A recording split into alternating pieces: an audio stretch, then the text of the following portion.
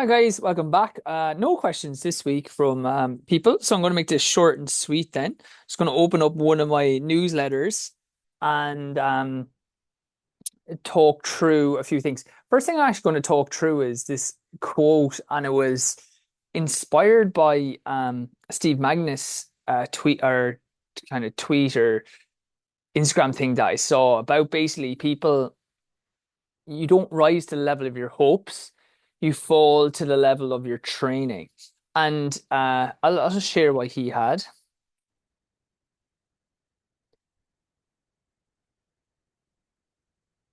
So I was just looking down for a few of them, but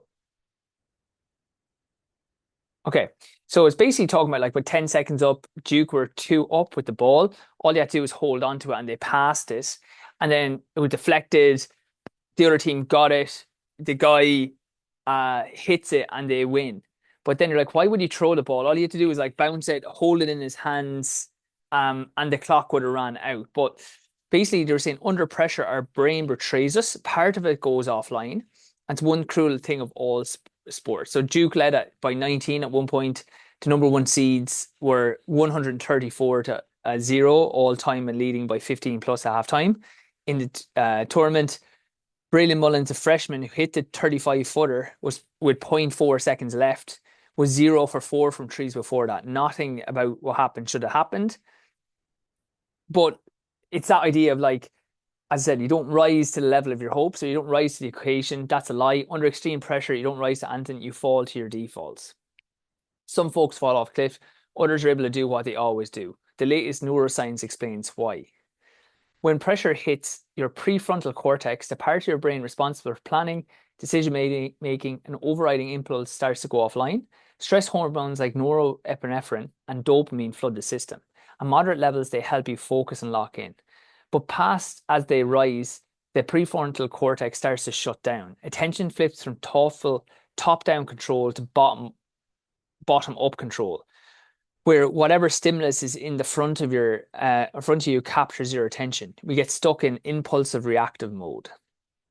So Hartzoveld and colleagues tested this in 2020. They stressed participants out and measured whether they could override trained habits when the situation changed. Stressed participants committed significantly more slips of action performing the trained habit, even when it was no longer the correct response.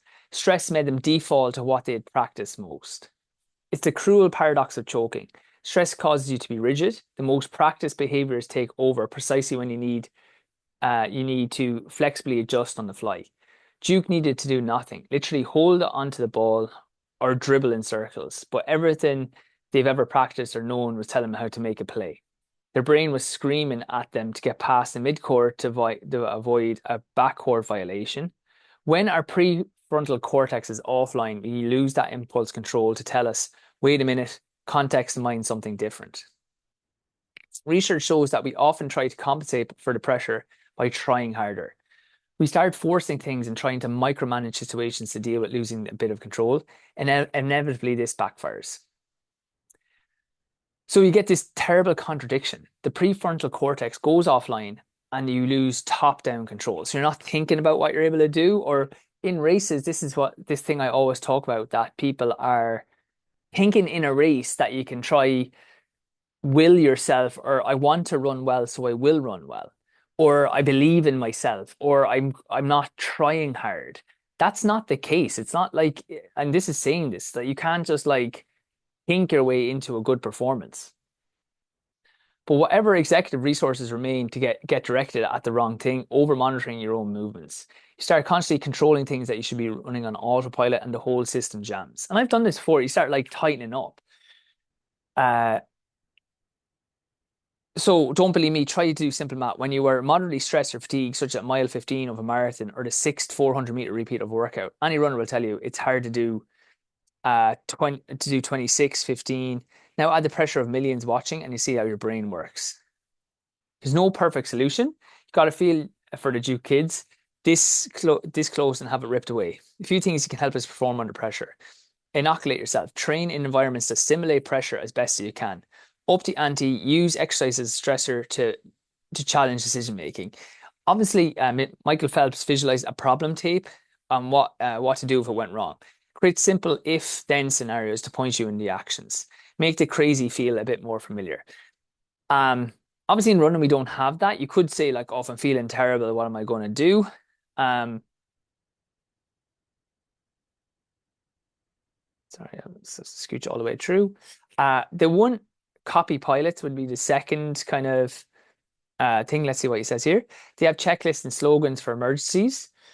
So they know, like, they go through a checklist of what they do. It simplifies priorities, directing them to what to focus on and what actions to take when their brain isn't working. Tell your brain where to focus and what actions to take. And the coaches should be the air traffic controller. Okay, so maybe you just have a plan out before. Okay, you're going to be tired in the middle. When it's fresher, that's the time to work it out. Now, I'll just go through this and yeah, that's the last one. All right. Yeah, so there's a couple of things I think with this is I really always like the saying you don't fall to the level of you don't rise to the level of your hopes, you fall to the level of your training. And with that then there's a couple of things I always think with that. One is I always hated when people are like believe and achieve race performances. You know, like I hate that idea of like you could think your way into like because everybody wants to run well. And in the race, it's too late. So what you have to do is in training, replicate what's going to happen in a race. So for example, yes, we need all our aerobic running, but can we like Dave McCarthy said to me one time when I was getting ready for a 5K, he was he's like, what have you done in training that tells you you're going to run these times? Say I wanted to break 14 minutes for 5K. And he's like, what are you doing in training? And now it might be that like, well, my threshold pace is a lot quicker. But like when I thought about it, I was like, yeah, I haven't done anything in training to replicate this.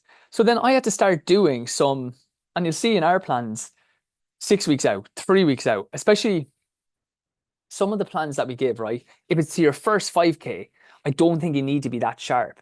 But after the first 5K, if we're then going into a block, it's important that you are then doing a few sessions that are going to give you confidence of like, okay, I've run at that pace.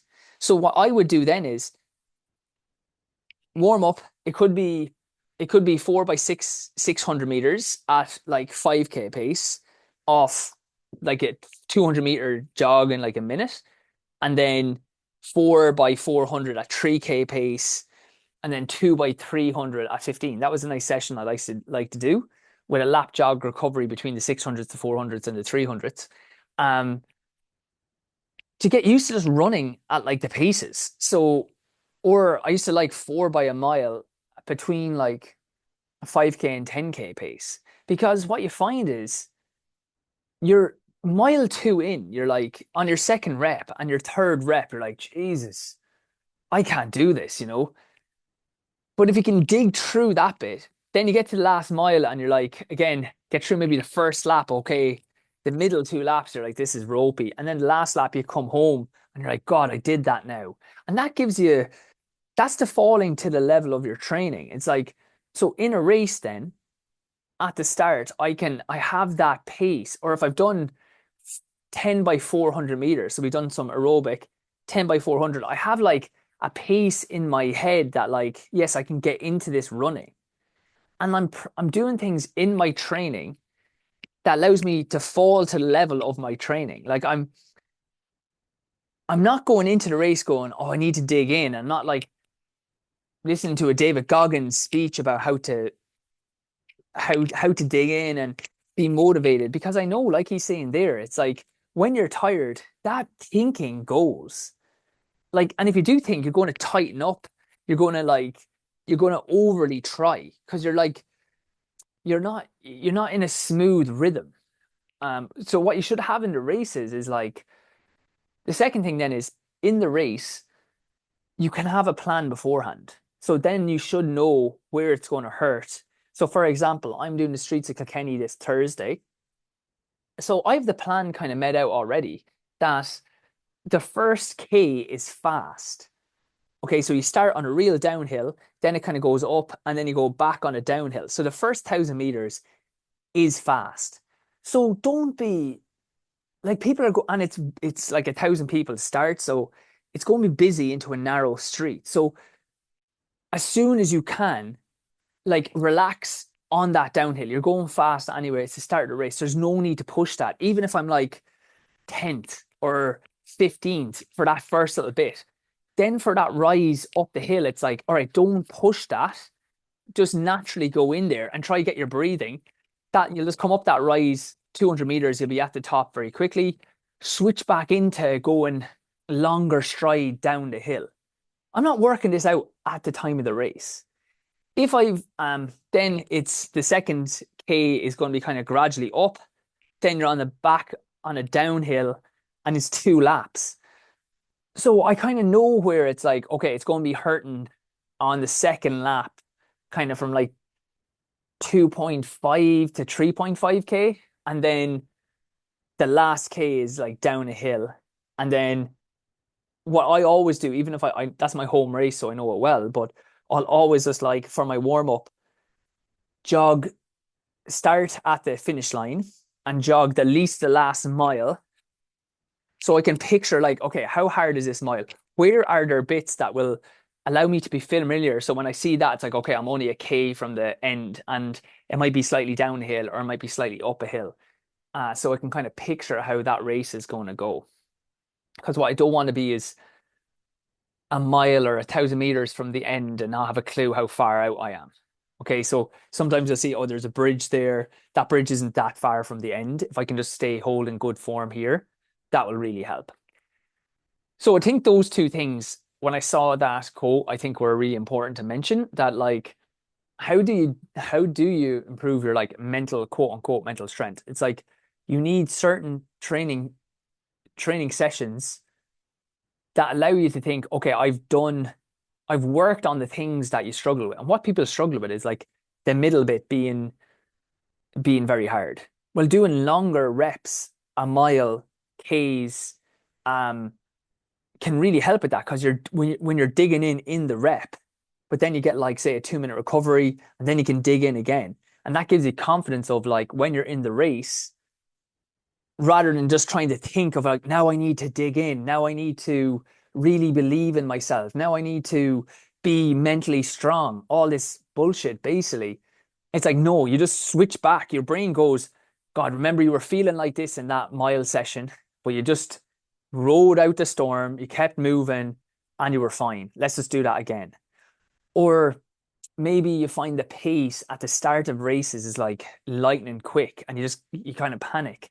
You don't wait to get into the race and be like, oh my God, now I need to like just not worry about this pace being so fast. That's not the time to do it. The time to do it is doing like 10 by 400 meters, not even at the pace because you don't have the same race adrenaline. If you're like 2 seconds per 400 meters slower than the race pace you're going to do, you'll be like, this feels exactly like, and you're going a bit easier at the start because you'll have to dig in a little bit more at the end. It's like, this feels exactly as it did when I'm doing those reps and I'll just relax into this. So 20 by 400 is another really good 10K session of like 30 seconds that I really like to prime you for races. And they give you then the confidence because your brain clicks back into like, well, I did this session, so I should be fine for this race. I have never gone into a race and it gone well where I'm thinking I need to think how this race is going to go in terms of like I need to dig in here or I need to be like G myself up for the race. I am like trying to be relaxed. I'm going through, like I said there, streets of Kilkenny, get out, but don't go out too fast. Try relax, try breathe. Everybody's going to be like going like lunatics for that first K. You're going to be naturally up on time anyway. Breathe, try stay relaxed as much as you can. The uphill, then you'll be able to claw them back. You're back down a hill, then try relax, open up your stride a bit, and then just dig in with the guys. Hold what you have, and then like if you can get from 3K to 4K, the last K is fastest back down the hill. That's the stuff that you have. Now, I haven't done, full disclosure, I haven't done a lot of those mile sessions yet because like Streets of Kilkenny is one of my first races. So say if I do die in Streets of Kilkenny, which is a good likelihood, I'm not going to be beating myself up about it that like, oh my God, the time wasn't great or I died in there. I'm not mentally strong enough. I'm going to be like, look, I haven't done those couple of type of sessions. And if I do those type of sessions, lo and behold, and that race will bring me on. And lo and behold, now the next race is a lot better. Okay, so yeah, I love that. I love this the idea. Like I hate the idea that people sell that you should just be thinking or believing or you're mentally weak if you're dying in a race. That's not the case. You should have a plan before you, knowing where you're going to go easy, knowing where you're going to go a little bit harder, where you think it might be tough, so you can remind yourself, and then you need to practice that in training. And that is the way it is. Okay, it's gone on a little bit longer than I just thought it was going to go. Okay, so then I'm just going to go through this newsletter. I don't know if people are getting these, but sure I can go through them now anyway. Daytime napping. Um, oh, the quote here is life is easy when you live it the hard way and hard when you live it the easy way. I love that. You know, if you're doing the right things, you're eating well, you're sleeping well, they take more effort than getting takeaways, not getting a nap, not meal prepping. But then life is harder. Like, it's harder to lose that weight. It's harder to get the results. So it's like little things you do make your life incrementally easier. And I really believe that. Okay. I am so biased on a daytime nap. If anybody knows me, I love a nap. Uh, so what they looked at was 22 trials, 22 studies that looked at naps. And what they found was when performed after normalized sleep, napping from 12, 30 hours to 17 hours, I would never go to 5 o'clock and nap. With 2 o'clock being normal frequent time, had moderate to high benefit effect on cognitive performance, physical performance, large effect, and perception of fatigue, medium effect. And I would totally agree with that. Um, my perfect day is where I get up early anyway. I work, I do whatever work I have to do here. Basically, this is my day normally. I get up, I have a little shoulder issue every like that. I just keep control. So I do like inverse rows for that. And I'll talk about it later on this one. I have my foot thing, so I just have like a little foam pad. So I do like my little 1 minute of like yeah, it takes a cumulative like 2 minutes. It's like just get in 12 inverse rows, stand on a foam pad for like a minute with eyes closed for balance. Um, then I start working early. Ideally, here, this is a productive tip as well. Try have written down the night before what you need to do. Even just watching TV, it's like, all right, tomorrow, but don't go into the room without knowing this is like, say, we're doing more stuff with Back Aware Belt on like corporate strategies. It's actually going well. We're doing ones with a couple of like bigger corporates. Um, so I want to just map that out. And I have a patient who works for a big company, and he does project management with them. And I'm going to give him a free appointment, and then he's going to help me look at that. So I need to lay out what are some of the block points at the moment, um, as one. So I've just a couple of things written down that I'm going to do tomorrow morning, like straight away, so I know what I'm doing. So I'm not coming in checking emails or just you can waste a lot of time. Then I go for a run around between 9:30 and 11 is my ideal time. Come back, I'll get my smoothie. I'd go for like I'd eat dinner. If it's early, I'll just eat dinner really early. But I have my dinner and then I will go for like a 20 to 30-minute nap. 30-minute nap is beautiful. And then go back to work if it's physio or whatever. This is just if it's a day off, for it was if I have everything to myself, but like that's a dream. And I always feel really good. You recover from that run, then I try to have the nap finished by 1 o'clock, get back up, go back to work for whatever. I don't care how long I have to work then. Um, one thing that people think, right, is one thing that people think with napping is I don't fall asleep. I rarely fall asleep. You're down regulating your system. Everything's go go. You're on Instagram, you're on Twitter, you're on emails, everything's pinging.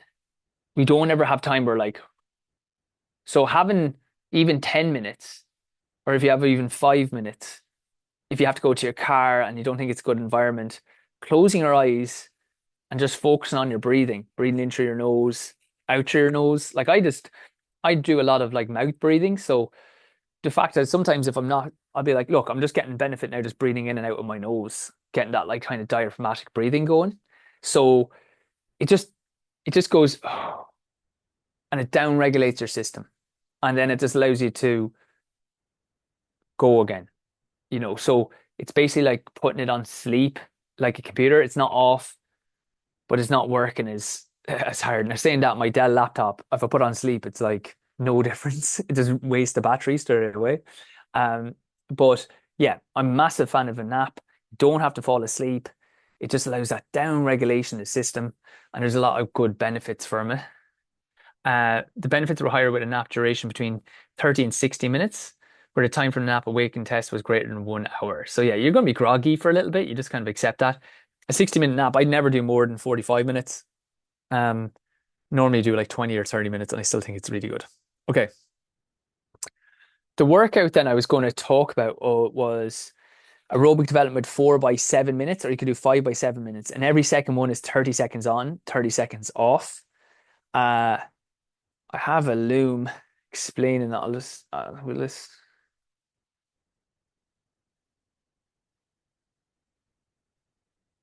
This rolls.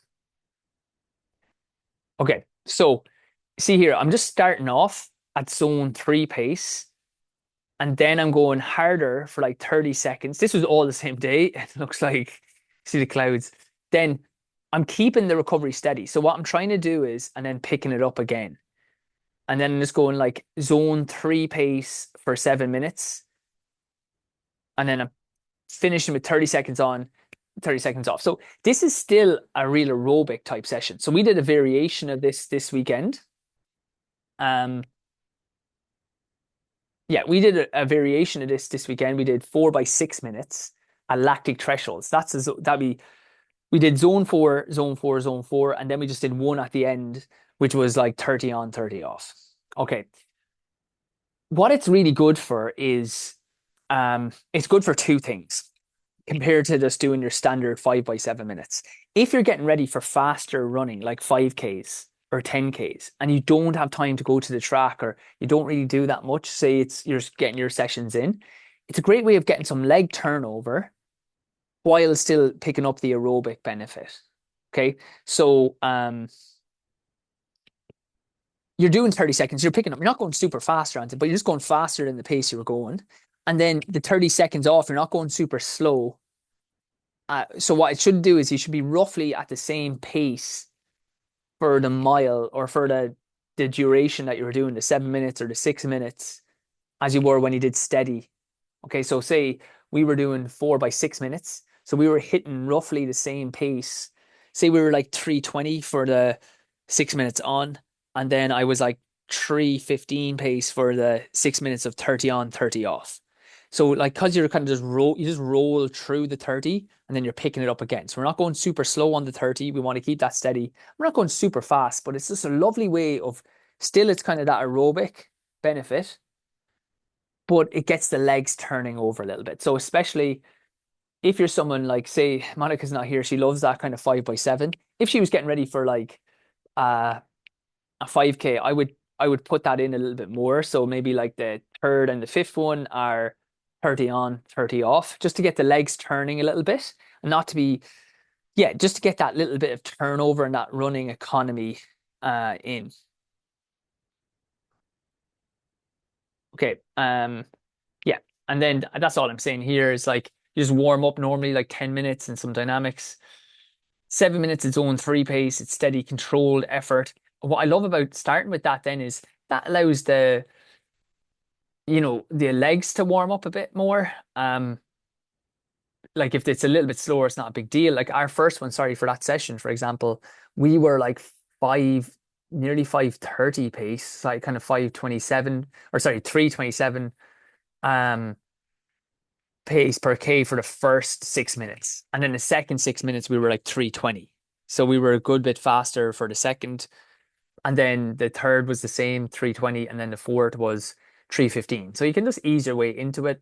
And then what I like is the 30 seconds kind of gets the legs turning. So you'll find the 7 minutes after the 30 seconds will be way easier. Just make sure you don't go too fast on that because you can have it in your legs. And you want to kind of go maybe like a 10K pace, and the off should be like a moderate jog. It shouldn't be the key here is the consistency. The recovery should not be too slow, ensuring that you're still working aerobically. The 7 minutes total distance should be similar to the first rep. So say you're recovering 1 mile in 7 minutes for the first rep, it should be roughly the same for 30 on, 30 off. So you should hit about 1 mile for the second 7 minutes, even though you're doing it in a kind of variation again. Okay, again, I'd stay in the zone because it's still a heart rate one. Again, any of these build gradually. Don't try sprint to get your heart rate up. If the heart rate's not into that zone in the first rep, no problem. Especially as you get fitter, it can take longer for it to come up. What you do on those is just see what pace you're at for your last kind of, say your last steady, and use that to start your next one, your next session. So say, for example, I was 7 minutes per mile or whatever that is, 4 minutes per K. Um, yeah, or like 340 or whatever per K um, on my last 7 minute steady. The next session, I'm just going to start off at 340 per K or 7 minutes per mile, and I'll just adjust it on the fly then. That like, it's like, okay, well, the heart rate's up a bit too high on that, and that's feeling hard. Let's slow down. Or yeah, the heart rate is a bit lower. Let's like pick it up for the next rep. Okay, this one was when I got a little stress reaction. It wasn't as sure a stress fracture, but I got a stress reaction in my foot. Um, and it was like I always give this advice. Sometimes it's easier to give advice than take it. But I've been given advice. People are like, when do you stop running with an injury and when can you run? Okay, and I always say, does the pain make you limp or change the way you run? You should stop. Is it sharp pain rather than a dull ache? So it's like you can feel it, stop. Is it worse the next day? Stop. They're the main three that I look for. If there's any increased swelling around the area, I would also stop. So these have served me well over the years, but it's unrealistic to feel perfect all the time. Like, so, it's like, do I have pain when I run sometimes? Yeah, I'm going to have some aches. It's no issue. Um, like you'd never run if you were trying to feel perfect every day. Studies have shown that like mild 2 out of 10 aches that doesn't work worse than the next day or during runs can help tendons improve faster than if you rest it completely because you're putting a load through it, and that's nearly like a rehab. So what went wrong with me then that I had a stress reaction? Well, the first rule I violated was number 3. Instead of the pain going away, it started to linger and it started feeling slightly worse. And at that point, like 1 or 2 days rest or cross training could have probably really let it off. Um, if the pain gets worse after running for a few days, that's not a good sign. What we want is that the pain is getting slightly better, or at the very least is kind of staying the same and is not getting worse. So if you do a workout or a session, and then it is common that it might be more achy the next day. If it starts to come down after easy running, that'd be acceptable. So it might be on a Tuesday you do a workout and it is a bit sore on Wednesday. I wouldn't be worried about. But then if on Wednesday when you run easy, if on Thursday it's sore again, you gotta chill out a bit. If on Thursday it's like, yeah, it's actually feeling a decent bit better already, then I'll be like, okay, can we manage it for a week or two? So mine was getting worse and I just kept running. Uh so because what I did is I do a workout, it went well. Once the foot warmed up, it seemed fine, but then later it would be like sore walking. Um so after a while then I started breaking rules 1 and 2 as well as 3. So it wasn't getting better the next day. It was sore. So the first 5 minutes of a run, I felt like a sharp rock in my shoe. It felt like I was holding onto something. I couldn't actually put my foot down correctly. I was limping badly. Um, and then running when you're limping badly is bad for 2 reasons. First, it's a sign that the issue is more serious, that you can't um put pressure on it and that it needs rest or physio. And second, even if it's not an injury that's severe, I'm going to be like loading other areas. So it might be like that was my left foot, my right knee can maybe get sore because I'm always leaning on that side, for example. Uh, I had a friend who hurt his big toe on his right foot, and during a track session, he avoided putting weight on that side, and he ended up injuring the tendon of his left tibialis posterior on his other side because he overcompensated. And as I said, I wish I said I could stop then, but what was happening was I would be limping like crazy. And it was only actually when a friend saw me, he was driving home from lunch and I was running at around lunchtime. And he was like, "Oh my God, I saw you run." Because I run from my house and I'd meet the guys, say, they might be 5 or 10 minutes away. And by the time I get to him, I'd have rolled it and stuff that I'd actually be running normally again. So by the time they saw me, I was like, "God, that was really sore." They're like, "Yeah, you seem to be all right there." It's like, "Yeah, you're probably right, because you don't want to stop." And it was only when he saw me on the way to them on one of the other days, he's like, "Dude, you looked like you'd been shot." And I was like, "Yeah, look, I'm not thinking it in my head." So then I finally stopped. Um, I figured so that's why I kept running for a good while because I figured my foot had eased up after 10 minutes and walking was okay. It only hurt slightly on the stairs. But that second day, I hobbled through the first 5 minutes and the sharp pain, looking like I'd been shot. Next morning, I knew it was over. I couldn't even walk without limping. And here I'm now. I wrote this in the morning, thinking how to get an MRI quickly to rule out a stress fracture, and hopefully it's just a joint strain. And again, it was a stress reaction. It wasn't a stress fracture. It still kept me out for at least 8 to 10 weeks. In some of the videos, the Pilates videos, you can see that on my left side, I don't like pushing off on it. So look, um, always keep those three things in your head. If it makes you limp or change the way you run, stop. If it's a sharp pain rather than dull ache, stop. And if it's worse the next day, I would stop. Okay. And then lastly, my old coach, Lindsay Dunn, is like, when you have to take time off, remember the Lindsay Dunn rule. Lindsay was one of my old coaches, and whenever I was sick or injured, he had a simple rule, especially being sick. The day you feel like you can run again, take one more day off. And I can't count how many times this rule saved me. Especially when I was sick, I started to feel better, and I'd ring him up and like, "Oh, Lindsay, feel way better now. I can go back." And you go, "Take one more day," and I'd protest and I listen. And most of the fine, I'd be fine the next day, and he's like, "Oh, you're fine now. Run again." But there was a load of times where I'd I'd still take the extra rest day. I get up the next morning, I'm like, "God, I still feel crap here." Like I nearly feel worse because sometimes it's like that with sickness. You get like that like little wave. If something forces you to take time off, you want to respect it then. So look, I am actually all for like, I was talking about last week. Don't get killed. Don't be thinking about these whoops and stuff that you always have to take time off. You're never going to do anything if you're not being consistent in training. But that being said, if it gets to a stage where you have to take time off, be a bit more conservative coming back. Um, and then one other thing I'll say is don't beat yourself up if you make a mistake. I've had loads of patients come into me and they're like, "Oh, if I hadn't done this run or I did this race and it's way worse." Look, you've probably done loads of races and it was fine. Like I didn't beat myself up about not taking that time off because there was loads of times where I didn't take any time off and the injury was fine and I was able to run really good. So the fact that this time it didn't work out, I don't beat myself up about it, and you shouldn't either. Okay, short and sweet, guys. Hope you enjoy that one. Leave any comments if you have any comments on that. I'd love to hear them or anything that you'd want me to answer again. Okay, take care.